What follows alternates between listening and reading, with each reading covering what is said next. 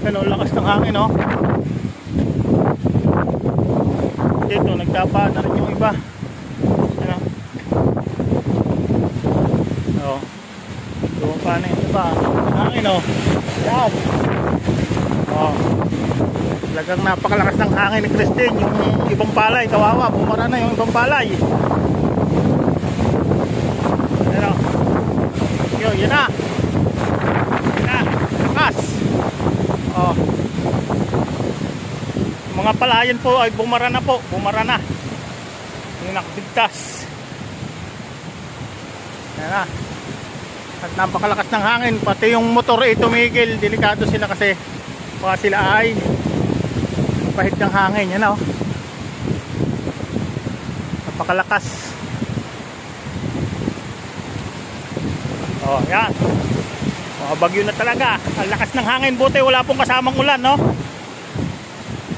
Buti wala pong kasamang ulan. At yung mga niyog nga po dito ay talagang ay naman ang iugoy ng hangin yung mga niyog.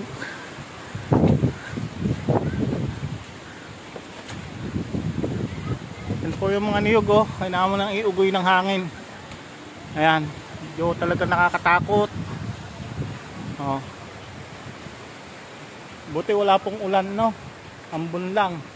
Pero yung hangin napakalakas at delikado sa mga puno, sa mga tabing bahay. Kaya kung ganito yung nararasan nyo, kayo lumikas kung kayo malapit sa puno.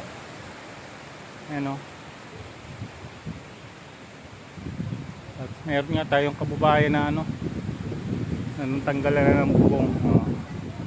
Ayan o. Ayan o.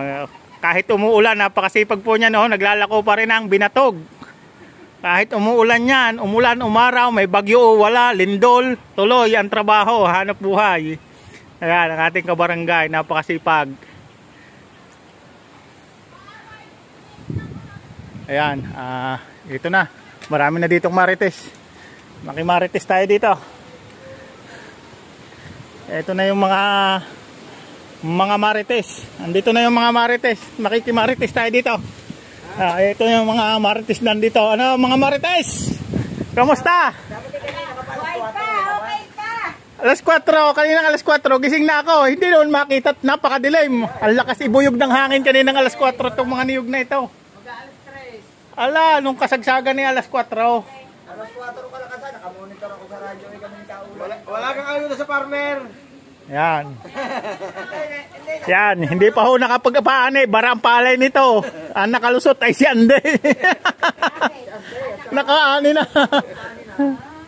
Latag ang palay. Hindi nga